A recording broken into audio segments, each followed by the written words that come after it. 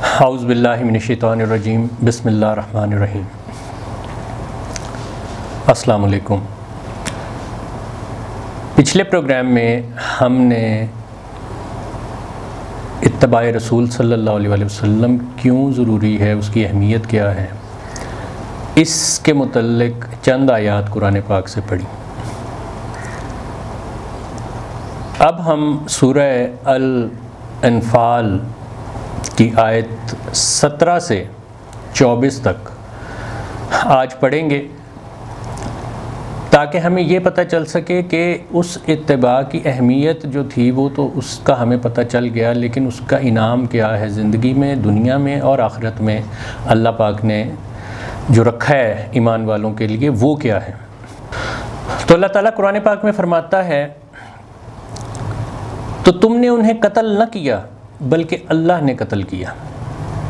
اور اے محبوب صلی اللہ علیہ وسلم، وہ خاک جو تم نے پھینکی تم نے نہ پھینکی تھی بلکہ اللہ نے پھینکی تھی، اور اس لیے کہ مسلمانوں کو اس سے اچھا انعام عطا فرمائے، بے شک اللہ سنتا جانتا ہے۔ یعنی جب اللہ تعالیٰ نے فرمایا کہ اطیعوا اللہ و اطیعوا الرسول، کہ اطاعت کرو اللہ کی اور اطاعت کرو رسول کی، تو اس آیت سے ہمیں یہ بات پتہ چلتی ہے کہ جو عمل سرکار صلی اللہ علیہ وسلم نے کیا اس کی نسبت اللہ پاک نے اپنی ذات کی طرف کی، کہ اے محبوب صلی اللہ علیہ وسلم، یہ روز بدر کا جو واقعہ ہوا اس کے بعد یہ آیات نازل ہوئیں، تو اللہ پاک نے فرمایا کہ جن کو وہاں پر آپ نے قتل کیا ان کو آپ نے نہ کیا، اللہ نے قتل کیا، اور جو خاک آپ نے دشمنوں کی طرف اڑائی تھی تو وہ آپ نے نہ اڑائی بلکہ اللہ نے وہ خاک جو ہے وہ کافروں کی طرف وہ اڑائی تھی، اور کس لیے کہ مسلمانوں کو اس سے اچھا انعام عطا فرمائے، بے شک اللہ سنتا جانتا ہے۔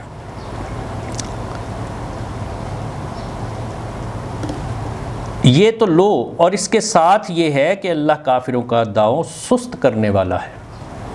کہ کفار جو ہیں وہ ہمیشہ سے مسلمانوں کے خلاف مختلف منصوبے سازشیں طرح طرح کے کام کرتے آئے، تو اللہ پاک انہیں ایک وقت تک ڈھیل دیتا ہے کہ تم کرو جو تم نے کرنا ہے، اور پھر اس کے بعد اللہ پاک اپنی خفیہ تدبیر جو ہے وہ سامنے لے آتا ہے، اور ان کے ساری جو تدبیریں ہیں ان کو پلٹ دیتا ہے ان سے۔ اے کافر ہو، اگر تم فیصلہ مانگتے ہو تو یہ فیصلہ تم پر آ چکا، اور اگر باز آؤ تو تمہارا بھلا ہے، اور اگر تم پھر شرارت کرو تو ہم پھر سزا دیں گے، اور تمہارا جتھا تمہیں کچھ کام نہ دے گا، چاہے کتنا ہی بہت ہو، یعنی جتنی مرضی تعداد میں مل کے آ جائیں تو اللہ پاک کے مقابل وہ کچھ بھی نہیں ہے، کیونکہ اللہ پاک کی طرف سے لڑنے والے جو ہیں وہ سرکار صلی اللہ علیہ وسلم یا ہر دور میں ان کے انبیاء رہے اور ان کے ساتھ ایمان والے رہے، اور اللہ پاک کی ہمیشہ مدد جو ہے، جیسے روز بدر لوگوں نے دیکھا کہ ملائکہ جو ہیں وہ جماعتوں کی صورت میں، گروہوں کی صورت میں جو ہے وہ آسمانوں سے نازل ہوئے، تو اللہ پاک کی مدد آئی اس کے اوپر۔ اور اس کے ساتھ یہ ہے کہ اللہ مسلمانوں کے ساتھ ہے، یعنی اللہ پاک نے ہمیشہ اپنے دین کی نصرت فرمائی، اور ان مسلمانوں کی نصرت فرمائی جو ہمیشہ اللہ کی رضا کے لیے اللہ کے دین پہ ڈٹ گئے۔ اور یہ لازم نہیں ہے کہ ایک جہاد جو ہے وہ میدان جنگ میں ہو رہا ہے، میدان جنگ ہے اور وہاں پہ جہاد چل رہا ہے۔ انسان کی زندگی میں وہ جس بھی محاذ پر کام کر رہا ہے، وہ کوئی بھی کام کر رہا ہے، وہ اپنی نفس سے، اپنی جان سے وہ جہاد ہی کر رہا ہے۔ جیسے ایک غزوہ سے واپسی کے اوپر سرکار صلی اللہ علیہ وسلم نے فرمایا کہ ہم جہاد اصغر سے جہاد اکبر کی طرف جا رہے ہیں، تو صحابہ نے عرض کی کہ سرکار جس میدان میں ہم قتل ہو جائیں، ہماری بیویاں بیوہ ہو جائیں، بچے یتیم ہو جائیں، تو وہ جہاد اصغر ہے، اور جہاں پہ ہم اپنے بیوی بچوں کے ساتھ امن کی زندگی گزاریں، اپنے کام کاج کریں، دوست احباب سے ملے، رشتہ داروں سے ملے، تو وہ جگہ جو ہے وہ جہاد اکبر ہے۔ آپ نے فرمایا بے شک، اس لیے کہ اس میدان میں دشمن تمہارے سامنے موجود ہے، اور موقع کے اوپر فیصلہ ہے، یا وہ تمہیں قتل کر دے گا یا تم اسے قتل کر دو گے۔ لیکن عام زندگی کے اندر چونکہ دشمن جو ہے وہ ابلیس ہے، شیطان ہے اور وہ نظر نہیں آتا، چھپا ہوا ہے، وہ گھات لگا کے مارتا ہے انسان کو، اس لیے اس سے بچنا اور اس سے لڑنا جو ہے یہ اس سے بھی افضل کام ہے۔ تو اس لیے اے ایمان والو، اللہ اور اس کے رسول کا حکم مانو اور سن سنا کر اس سے نہ پھرو۔ کہ ہم باتیں تو سنتے ہیں، علماء سے بھی سنتے ہیں، آپس میں بھی ایک دوسرے کے ساتھ شیئرنگ جو ہے وہ سوشل میڈیا پہ ہر وقت چل رہی ہوتی ہے، احادیث ہیں، سلام ہیں، سب چیزیں ہیں،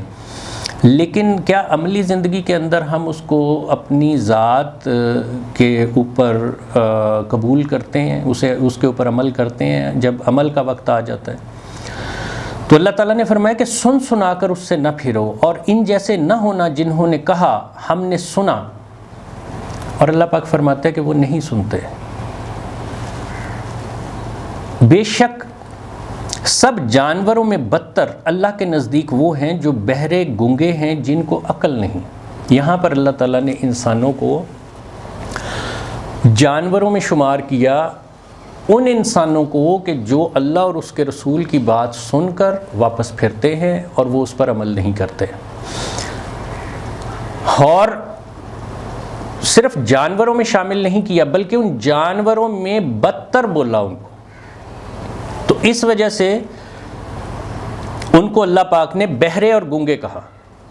کہ نہ وہ سنتے ہیں نہ وہ بولتے ہیں اور ان کو عقل نہیں ہے۔ اور اگر اللہ ان میں کچھ بھلائی جانتا تو انہیں سنا دیتا، اور اگر سنا دیتا جب بھی انجام کار منہ پھیر کر پلٹ جاتے۔ یعنی اللہ پاک نے ان میں بھلائی کیوں نہ جانی؟ کیوں کہ ان کی نیتیں جو ہیں وہ خالص نہیں تھیں، نیتوں میں اخلاص نہیں تھا، ان کے کہنے میں بات اور تھی اور دل کے اندر بات اور تھی، زبانیں کچھ اور کہہ رہی تھیں اور دل کچھ اور۔ وہ آج بھی اور قیامت تک جتنے بھی لوگ ایسا عمل کرتے ہیں تو اللہ پاک نے فرمایا کہ وہ جانوروں سے بھی بدتر ہیں۔ یہ ہم قرآن پاک میں سابقہ امتوں کی، سابقہ ماضی کے جتنے بھی ادوار گزرے، انبیاء گزرے، ان کی جب ہم یہ باتیں پڑھتے ہیں تو وہ مثالیں اللہ پاک نے بنائیں۔ یہ ہے ہر انسان کے لیے حکم، کیونکہ یہ کتاب اللہ پاک نے انسانوں کے لیے بھیجی ہے، وہ انسان ہے۔ آج انسان آپس میں جیسے مرضی گروہ در گروہ تقسیم ہو گئے، فرقوں میں بٹ گئے، مختلف مذہب بنا لیے، سب کچھ کر لیا، لیکن وہ ہیں تو انسان سارے کے سارے، سب آدم کی اولاد ہیں، سب اللہ کے بندے ہیں۔ اب یہاں پہ اللہ پاک نے فرمایا اگلی آیت میں کہ اے ایمان والو، اب پھر خاص ایمان والوں سے اللہ پاک نے خطاب فرمایا ہے، کیونکہ اس بات کو صرف وہی سمجھ سکتے ہیں۔ اس سے پیچھے جو ہم ان آیات میں اللہ پاک نے بیان فرمایا کہ وہ جو بہرے اور گونگے ہیں، ان کو عقل نہیں ہے، ان کو ان باتوں کی سمجھ بھی نہیں آتی۔ تو اللہ تعالیٰ نے فرمایا اے ایمان والو، اللہ اور اس کے رسول کے بلانے پر حاضر ہو جب رسول تمہیں اس چیز کے لیے بلائیں جو تمہیں زندگی بخشے گی۔ یعنی اتباع جو ہے، جب سرکار صلی اللہ علیہ وسلم انسان کسی بھی حال میں ہو اور اللہ اور اس کے رسول کا حکم آئے اس کے پاس، تو اسے چاہیے کہ وہ اس عمل کو ترک کرے اور ان کے حکم کی طرف رجوع کرے۔ کس لیے رجوع کرے؟ کہ اس کا انعام کیا ہے؟ کہ وہ زندگی بخشے گی، وہ حیات جاودانی عطا کرے گی انسان کو۔ اور جان لو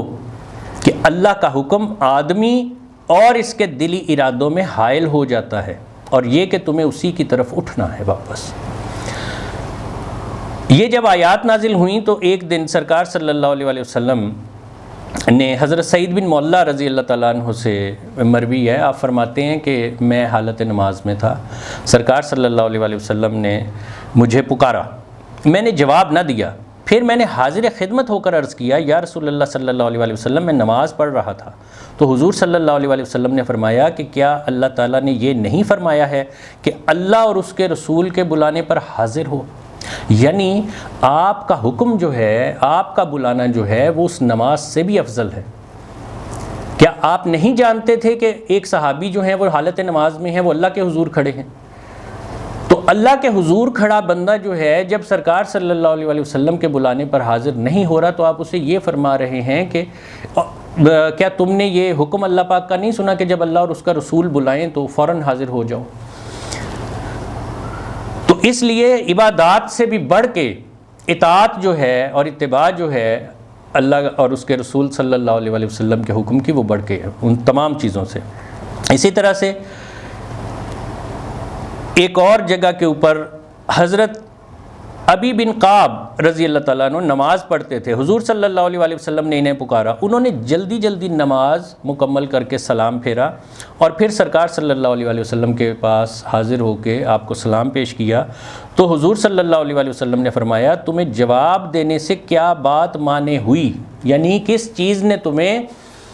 جب میں نے پکارا تو تم نے کون سی چیز تمہارے راستے میں رکاوٹ بنی کہ اس نے تمہیں جواب نہیں دینے دیا میری بات کا؟ تو عرض کیا حضور صلی اللہ علیہ وسلم سے کہ میں نماز میں تھا۔ تو سرکار صلی اللہ علیہ وسلم نے فرمایا کیا تم نے قرآن پاک میں یہ نہیں پایا کہ اللہ اور اس کے رسول صلی اللہ علیہ وسلم کے بلانے پر حاضر ہو؟ عرض کیا بے شک آئندہ ایسا نہ ہوگا۔ تو یہ چیزیں بیان کرنے کا مقصد یہ تھا کہ تھوڑی سی وضاحت کے ساتھ ہمیں ان چیزوں کی سمجھ آ جائے کہ ہماری عبادات کس درجے پر ہیں اور اللہ اور اس کے رسول صلی اللہ علیہ وسلم کا حکم کس درجے پر ہے۔ آج بہت سے لوگ ان چیزوں کو لے کر کنفیوژن کا شکار ہیں، انہیں یہ بات سمجھ نہیں آتی کہ ہمیں کیا کرنا چاہیے، اور اس کے اندر جو سب سے بڑی کمزوری ہے وہ صرف ایک چیز کی ہے کہ ہم لوگوں نے خود سے اس کتاب کو پڑھنا چھوڑ دیا ہے۔ یہ جو آیات ہم پڑھتے ہیں یہاں پر، آپ کے پاس گھر میں ہر کسی کے پاس قرآن پاک موجود ہے، ان آیات کو دیکھیں، جیسے یہ سورہ الانفال کی آیت 17 سے لے کر آیت 24 تک، ان کو پڑھیں خود سے بھی، ان کو ویریفائی کریں، ان کے اوپر ان کو سمجھنے کی کوشش کریں۔ جب بھی قرآن پاک کو اٹھائیں پڑھنے کے لیے تو اللہ پاک سے دعا کیا کریں کہ یا رب العزت اس کلام کا فہم مجھے عطا فرما، اس نور کو میرے دل میں، آنکھوں میں، سینے میں بسا دے، اور یا رب العزت تو مجھے اس حکم پر عمل پیرا ہونے کی توفیق عطا فرما، تاکہ اللہ تعالیٰ انسان کو وہ شعور عطا کرے، وہ فہم عطا کرے جس سے وہ ان چیزوں کو سمجھ سکے۔ آج ہم مختلف علماء سے انہی آیات کو مختلف انداز میں سنتے ہیں، تو روز محشر یہ چیز ہمارے لیے حجت نہیں ہوگی کہ جی ہمیں فلاں آدمی نے یہ بات ایسے کہی تھی۔ تو اللہ پاک فرمائے گا کہ کیا میں نے یہ کتاب تمہارے لیے نہ بھیجی تھی؟ کیا تم نے خود نہ پڑھا؟ جب ہم پڑھ لکھ گئے، ہم نے پڑھنا لکھنا سیکھ لیا، اور ہم نے سالوں سال مختلف انسٹیٹیوشنز کے اندر تعلیم حاصل کی، تو ہمیں اتنا بھی وقت نہ ملا کہ ہم 2 4 ماہ 5 ماہ یا 1 سال جو ہے وہ اس کتاب کے لیے بھی رکھیں کہ ہم اس کو ایک دفعہ پڑھ لیں۔ جب ہم پریکٹیکل لائف میں آ رہے ہیں تو ہمیں یہ پتہ ہو کہ ہمارے رب کا اور ہمارے نبی صلی اللہ علیہ وسلم کا حکم کیا ہے ہمارے لیے۔ تو اس دعا کے ساتھ کہ اللہ پاک ہمیں اس کتاب کا فہم عطا فرمائے اور اس پر عمل پیرا ہونے کی توفیق عطا فرمائے، انشاءاللہ تعالیٰ اگلے پروگرام میں ہم کچھ اور آیات جو ہیں ان کا ترجمہ لے کے آپ کی خدمت میں حاضر ہوتے ہیں۔ السلام علیکم ورحمۃ اللہ۔